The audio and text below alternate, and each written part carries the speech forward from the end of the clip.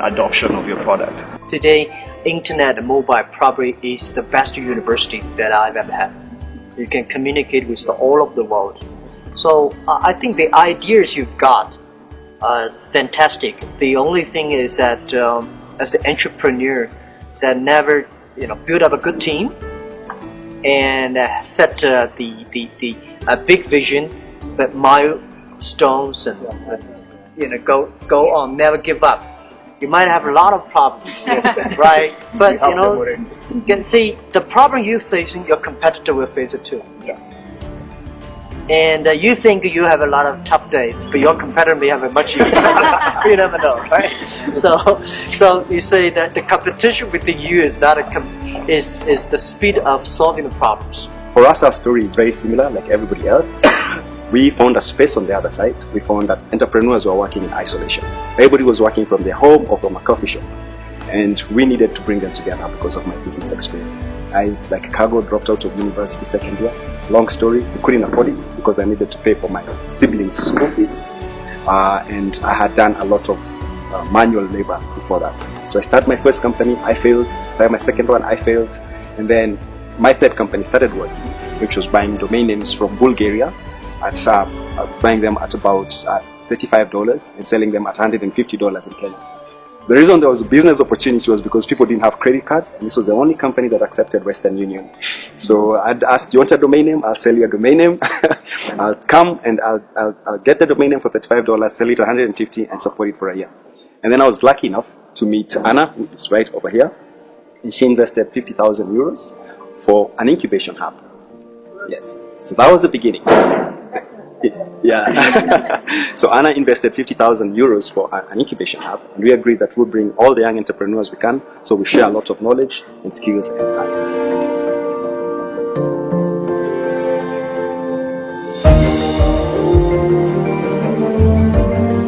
Dr. Mukisa Kitui, these are the young entrepreneurs. Thank you very much. Yes. Ladies and gentlemen, last year, September, with the support of the sisters of some of the most powerful people in the world, I managed to get Jack Ma to be a special envoy of UNCTAD for youth and small business. In that act, he becomes the most expensive employee I have ever had, with the status of an Assistant Secretary General of the United Nations. One of the main things that made me look for Jack, and I shared with him over 2 years of things at Davos, at the World Economic Forum, is partly the story he has to tell. The tenacity of saying falling is ordinary, rising after a fall is what takes genius, what takes guts. And that in the reality of the marketplace, most small businesses have high mortality rates. Very many businesses fail. But how would you keep trying again after it has failed? That narrative, I thought, needed to be told to the world. But there was a second thing. Some of you have just listened to me in the other room mention.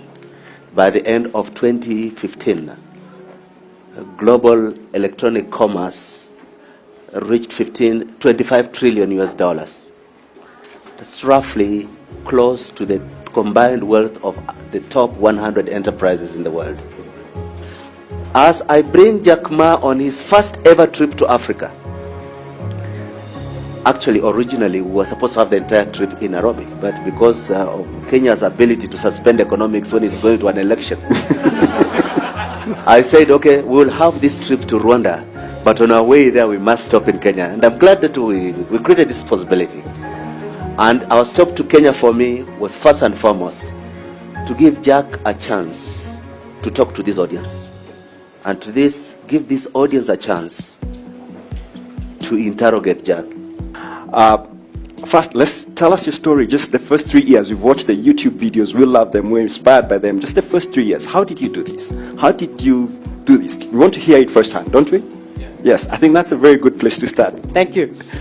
Well, thank you very much. This is my first morning in Africa, and I'm expecting this day for a long, long time. Well, this is the best gift I've ever got from Dr. Kitui, that this morning talking to you guys. reminds me of my early days. And I see from your eyes, from your heart, what you tell, it's the passion, the inspirations, the dream that you have. I remember 1995 when I came back from the States. I visited the USA for 29 days, and I discovered the internet. So I came back to China and said, I want to do something called internet. But there is no such word called internet before, and there's no such word called internet on the dictionary. So the government does not let me to register a company called internet. Since I had no background on technology, know nothing about computer, even to today, I know very little about computers. Because I don't think you have to know anything before you do it. The great thing I see from your eyes that I know you don't have a lot of know-hows. And those people have a lot of know-hows don't want to do it. The entrepreneurs, you start with a dream. You start with a belief. And you also have to start with a group of people, believe the dream. So I came back to China and I said I want to do something called internet. China was not even connected to the internet in 1994. So it was very difficult to convince people there is something called internet. That was tough. People say you're telling a lie. But I know this thing exists, and I know it takes time to convince people. By convincing people, it's not convincing people by words. You have to convince people by results. I made a lot of speech in the early days, and even now I still talking to a lot of people. I came here today here not to selling China products, because you have got enough Chinese products. I came here to share with you the entrepreneur spirit and the dreams. This is what I learned from the other part of the world. I learned from the American dreams. I learned from many other startups in the whole world that the dream, how they do it. I think the very important is that making sure your dream can be realized, making sure your dream makes steps by step every week, every month. And making sure that your employees believe it, making sure your customers are happy. Because if your customer happy, your employees are happy, the shareholder will be happy. Do not try to spend a lot of time with your shareholders. Spend enough time with your customers. Spend enough time with your employees. And even do not spend a lot of time with competitors, because we are all so early stage. The best way to compete, to fight against your competitor is your customers, is your colleagues. So it was early days was tough. I was the number 7 guy in China connected to the internet. The speed was so slow. You would never imagine, because in order to prove that I was not the thief, telling people telling lie. So I invited the TV friends. I've got some university schoolmates. They work in the TV station. So I invite them to come to my room and say, with a camera, and I want to tell there is something called internet. It took us 3 hours and a half to download the first front page of my website. But at least to prove there's internet there. Yesterday when I arrived in Nairobi, the speed of internet, was so fast. It's so fast. You guys are lucky. Because it was so much better than the days when I started. And I think with such a great infrastructure of the internet you have, with so many people in the world today know about the internet, there today more than 1.7 billion people are already online. But at that time, total China, less than like 500 people using internet.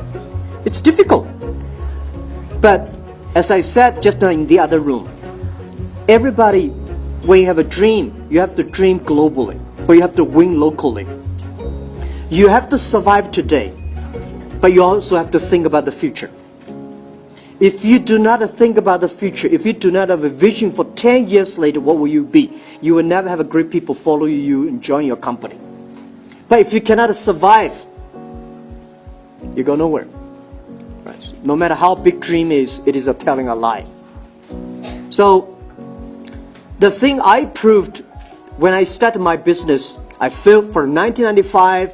I started the first internet company. Did not work out. So I joined the government for working for 13 months as a part-time contractor. Did not work out. So in 1999, I started my Alibaba.com in my apartment.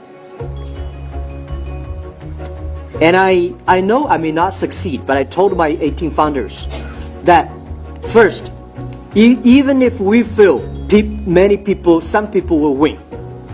Internet is the future. E-commerce is the future. No matter you like it or not, 80% or 90% of business in next 30 years will be online. And no matter what, the best way to serve the world is internet. So I know that if I cannot make it, somebody will make it. So I continue to make it. And then the second thing I tried to prove is that if Jack Ma can be succeed, 80% of the young people can be successful. We don't have money. We don't have a relationship. I don't have a powerful, rich father, even though we don't have a rich father or uncle that can sponsor us. Everything we do is the 18 founders. We believe the future. We make progress. Even among the 18 founders, we only have 3 engineers. Among the 3 engineers, only one of them had 3 years experience at university, study computer. The other 2, they are like amateur computer. When they open it, they don't know how to fix it.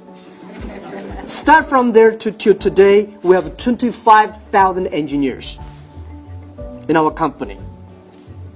And nobody comes to buy and sell. For the first 2 weeks, terrible. We built an e-commerce company. Nobody comes to sell. So we have to list our own products on there. Waited for 2 weeks. Nobody comes to buy. So we have to buy ourselves. And then the first month, some people come to sell things on our site. We buy everything. So we buy a whole house of rubbish for the whole month. We started. Nobody believed e-commerce. Until today, or last year, we sold $550 billion US dollars. From nothing to $550 billion. And I think compared to yesterday was big sales. But compared to 10 years later, we are nothing. So this is what I want to say. The great ideas I heard in the next room inspired me and changed mine. You guys are the hope of Africa. And I believe 15 years ago, 18 years in my apartment, I told my team, we are the hope of China. Because we are the guys without any resources. If we can make it, most people can make it. If most people like us, without money, without resources, only with the dream and belief, if we can succeed, China will be successful. You guys are the hope of Africa. Because what I see, I did not see you guys a lot of money. Because great entrepreneurs should not have money. If you have money in your mind, this is US dollars, this is RMB, and you're talking like English pounds. Nobody will work with like. If you have a good dream, if you have a plan to making progress, things will happen. And I changed my mind this morning. Just a half an hour there, I would do more things in Africa. And the only thing I want to do is not to sell products here. And I will enable you to sell your dreams all over the world in Africa. Supporting entrepreneurs is always my dream. Because I know how tough it is to be an entrepreneur. It is difficult. I never cry. I said, I only make my competitors cry. Because if I cry, I'll probably die 100 times. Because we have to encourage our team, and I say, making sure that we can survive tomorrow. As I said, before I answer your question, I want to say this is my belief. And this is what I tell every day to myself. Today is difficult. Tomorrow is much more difficult. But the day after tomorrow is beautiful. Most people die tomorrow evening. Even today, as my size, for our company's size, I still believe today is very difficult. I have more problems than anybody here can imagine. You say, no, you are big. You make billions of dollars every quarter, I have much more problems than you have. Much more headache than you have. When I was young, 18 years ago, I thought, what if I can make my company bigger? Then I can cigar, lie on the beach. I have a lot of people work for me. I thought that would. Now the company is getting bigger. My problem is getting bigger. I've gotten much busier. But this is our life. One day, when you pick up the job as an entrepreneur, this is your life. You pick up. Don't complain. Where is the opportunity? The opportunity always lies in the place where people complain. If you solve the complaint, you got a problem. You got an opportunity. This is what I believe. And also, as an entrepreneur, I think most of the projects I heard there is about platform. You guys are building a platform. The essence of building a platform? A lot of people in China want to build up a platform. The difference between build a company and build up a platform is a platform is to enable others, make other people happy. A company is to make yourself happy. This is the difference between 20th century and 21st century. If you're 21st century, if you want to be successful, making sure your employees are successful, making sure your customers are successful because you're using your services. If you can make your customers successful, your employees successful, your platform will be successful. This is the essence. And remember that. Empower others. You are empowering yourself. And you are empowering your platform. Thank you. So any questions you have? Yes. Thank you very much. The question picker is Mikul Shah. You have a question about leadership. So there's a lot of entrepreneurs in the room today, and I'm one as well. We discussed our business a little bit earlier. One of the struggles that a lot of our entrepreneurs are finding is how to become leaders. And I truly believe there's a big distinguishing factor between entrepreneurs and good leaders. So my question is, are there any leadership principles that have contributed to your success as a leader, not as an entrepreneur? Leader does not have a fixed style, right? Some leaders good at speaking, some leaders never speak by actions. Leadership doesn't have a style. Everybody can be a leader. A good leader should have a vision. The vision is not necessarily good, because when I work in the company, when everybody was disappointed, I have to tell them. I have to see before the other people see the opportunity. When everybody excited, I have to see the disaster. Especially as a CEO of like me in the Alibaba Group, my job is to see the problems of the future. So, and kill the problems before the disaster comes. So a leader must have a vision. A leader should inspire a team. A leader should discipline a team. I learned my management skill one day. I was talking to the famous general of the United States. He was talking to a group of people, say, how do you discipline your lieutenant? He's a general. The guy who lead the first Iraq war. What's his name? Pauline Cole. Yeah, Pauline Cole. Yes. He said, you as a leader, you have to get up early before the lieutenant. You have to sleep before the lieutenant, late before, after the lieutenant. You have to eat before or after the lieutenant to eat. But if you have a problem with the lieutenant, what are you going to do? Fix him, remove him, and fire him. Leadership is not only about inspiring. Leadership is those people who join your company. You have to create value for him. You have to making sure in 3 years he will be different. Not because his job is different, because if the people are not different, the products will never be different. I told many people when they joined Alibaba, I say, guys, I don't know fortunate or unfortunate in joining Alibaba. we work much longer than the others, much harder. We have more problems than most of the companies. If you can survive in Alibaba, you can survive at any company in the world, because life is tough. We never promise you will be rich, you will be successful, you will be promoted. But we will promise you will be a problem, you have a wrong, you will make a mistake, you have a terrible boss. We all promised. So you set the expectation, but have a good vision. So that is the way we manage the company.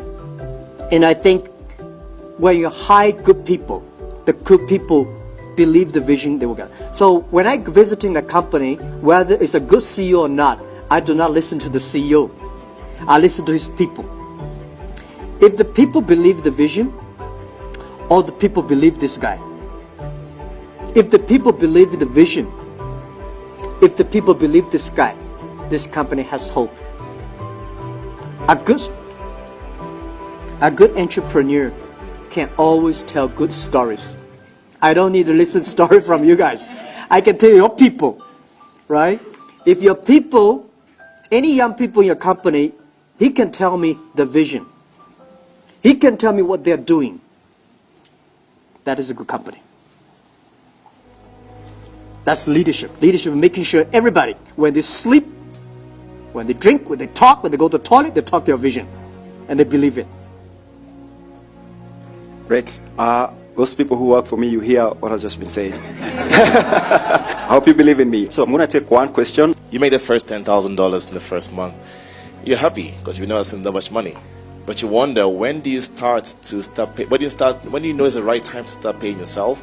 Because most entrepreneurs that I've realized that either they get a grant or funding, or they make a little money they're making, just like, you know what, I want to buy a Range Rover. They start buying too many things they don't need.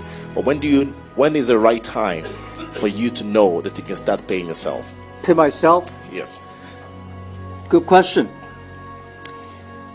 A lot of startups complain that they never get the money from banks, never get the money from the other venture capitalists. Well, rejected by banks, rejected by your venture capital is very normal. You got money from these guys, not normal. Why people want to help you? Right? There's no reason people help you.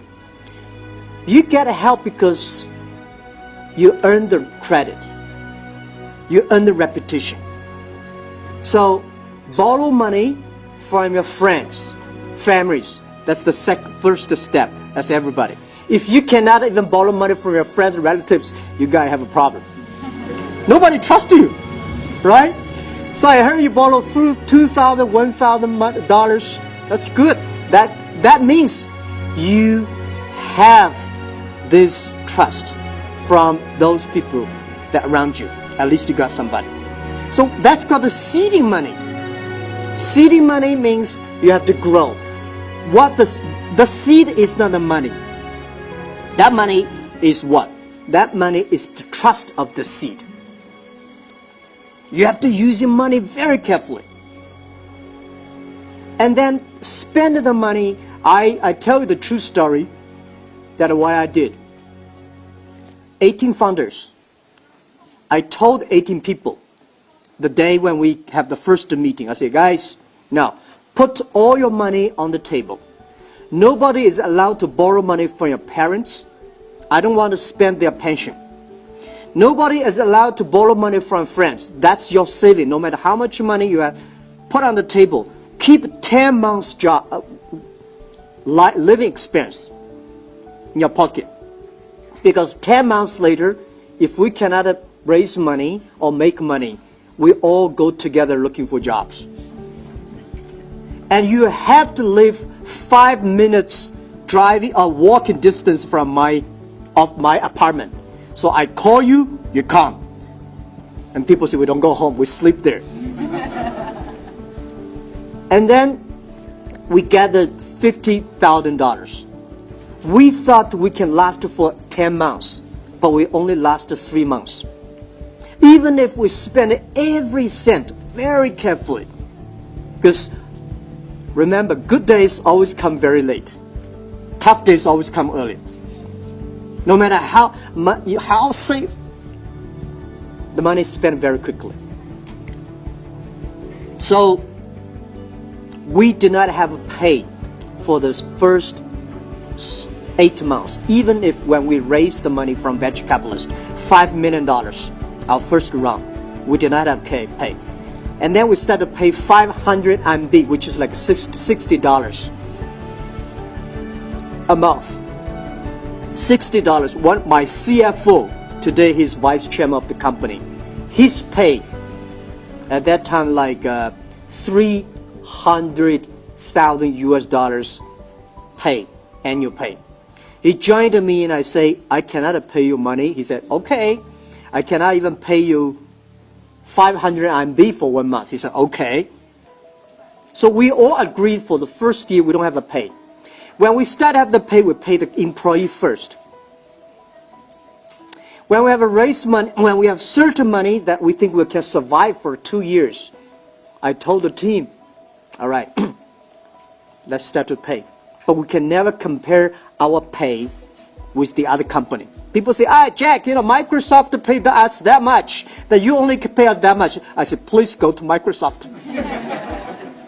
Right? For us, we give options. We give shares. My share in the company early days was close to 60%. Today, my share is only 7%. I give all my shares to the people because my investor did not believe. One of my key investors, he did not believe in giving shares to the colleagues. He said, no, Jack, don't give shares to the colleague, to the employees. I say, I have to say, if you want to give, you give. I don't give. I say, I give. Even if I give my shares, today, I think I don't know what is my stock price yesterday, $150 something. We start from 1 cent. From the first day 1 cent to today, we divided a lot, probably like $500, $800. When I give the 1 cent to many employees, those people love the 1 cent. They are good colleagues. They say, I'm okay with 500 RMB, $50 a month. I love the share options. I want the shares. Those people want the dollars. They don't want options. They are not your people. So I give a lot of shares to people. I remember one day when we want to dissolve USA office in Silicon Valley because we made a mistake, have an office in America. I said, guys, either you bring 2,000 US dollars back or 1 cent for each shares. Everybody say, give me $2,000. Nobody wants Alibaba shares. I know we hide the wrong people. When we're profitable, or close to profitable, we start to give share. If you are profitable without even paying your employees properly, you are not profitable at all. A real business, you should never rely on your colleagues have a tiny. So, early days for Alibaba, our pay in our city is below average, but our option is good. And then when we're profitable, we say we should be better, a little bit better than the average pay of our city. Because we don't want, today, even us today, I think Alibaba is the richest company in our city. We can pay them very good, but we still we don't want to unbalance the city. We don't want to get every company to hire good people join us. This is the ecosystem. So we encourage our colleagues when they're 5 years old, or when they stay in the 5 years or 10 years, we encourage them to join the other company, even the competitors. Because in this way, that you are getting new fresh into. And those people for 5 years, 10 years, because they are so tight, we're working so hard, that for 5 years in Alibaba is like 15 years in any other company. So we have to let them go. Pay. Think about, before you break even, you have to think for your employees, because they have wife, they have kids, they have family to raise. You can be crazy, your people can be crazy, but you as the founder and CEO, you have to care your colleagues. Only when you care for the colleagues, your colleagues will care for your customers. That's what we believe. Wow, I guess that deserves a standing ovation, guys. Thank you so much, and all the best. Yeah. I think you guys have a great dreams, and keep on doing that. And Alibaba will do anything we can to enable you guys. So we have gone ahead and we've made you parents of 2 baby elephants. We adopted 2 baby elephants because a lot of these people here are like small baby elephants, small businesses that want to grow to big giant businesses like Alibaba. So the significance of the gift we're about to give is the fact that all your small businesses can become big giant elephants, which are giant and gentle. You pay attention to your customers, you pay attention to your employees, and then you pay attention to your shareholders. And so I will ask Dr. Kitui to come, and you have a baby elephant that you can take care of for a year, Baby Mbegu. Baby Mbegu. You will receive emails from us and from the David Chedrick Foundation about the growth of the baby elephant as much as you'll hear the news from this country. Jack, thank you very much. On behalf of this ecosystem, you have a Baby Mteto. Oh, Baby Tattoo. Baby Mteto. That's your baby elephant for the next 1 year. You'll receive email updates through Jason or yourself, and you'll get to know how the baby elephant is doing. It's at David Chedrick Foundation. If you ever decide to come into the country, just go there, say, I want to see my baby, and you'll be shown what your elephant That's is. great. Yeah? Thank you. Thank you very Thank much. you. We really appreciate it. Thank you, guys. Thank you very much. This is Alibaba DAO. We call it small is beautiful, Yes. and small is powerful. Great. Thank you. Thank you very much. And thank you so much for you supporting all these entrepreneurs. There are a lot of things I can learn from you, and Thank we you. can do together. Thank you very much. I'm honored. Thank you. I received this on your behalf, guys. Small and beautiful. So we're going to do a quick selfie. Okay. We are selfie people. We are a selfie generation. Yeah. That's how I'm going to do it.